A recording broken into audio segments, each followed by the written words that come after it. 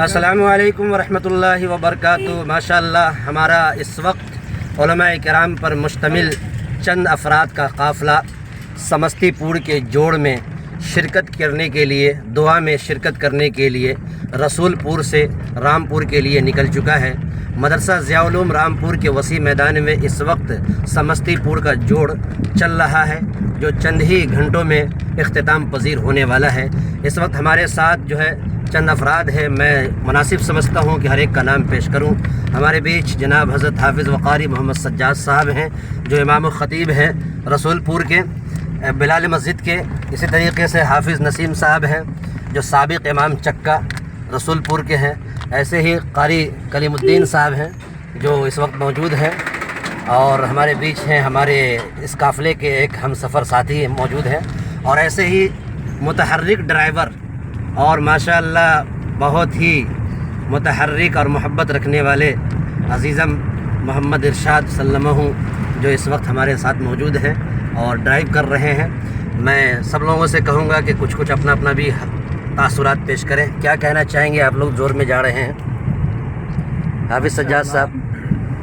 ماشاءاللہ بہت اچھا لگ رہا ہے، وہاں جا رہے ہیں جوڑ میں ہم لوگ، اور وہاں جا کے یہ دعا میں شامل ہوں گے ہم لوگ۔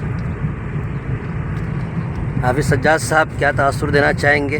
جی ماشاءاللہ آج ہم لوگ جوڑ کے لیے نکلے ہیں، دعا میں شریک ہوں گے، اور موجودہ حالات کے لیے ہندوستان کے حالات جو بد سے بدتر ہوتے چلے جا رہے ہیں، اس کے لیے بھی ہم سب کو اللہ سے دعائیں مانگنی ہیں، اور ملک میں امن و امان بحال کرنے کے لیے اللہ سے عاجزی کرنا ہے۔ ماشاءاللہ۔ حافظ نسیم صاحب کیا کہنا چاہیں گے؟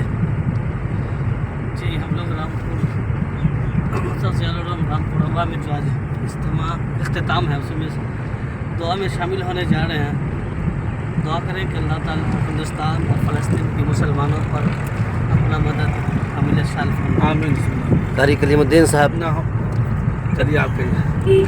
ماشاءاللہ الحمدللہ سب لوگوں نے اپنا اپنا تاثرات پیش کیا ہے، اور ہم لوگ بہت ہی چند لمحوں میں اپنے ایک خاص ادارے مدرسہ ضیاء العلوم کے اندر جو ہے پہنچنے والے ہیں، اور وہاں کے جوڑ میں تمام تبلیغی جتنے بھی احباب ہیں ان سے ملاقات بھی ہوگی انشاءاللہ۔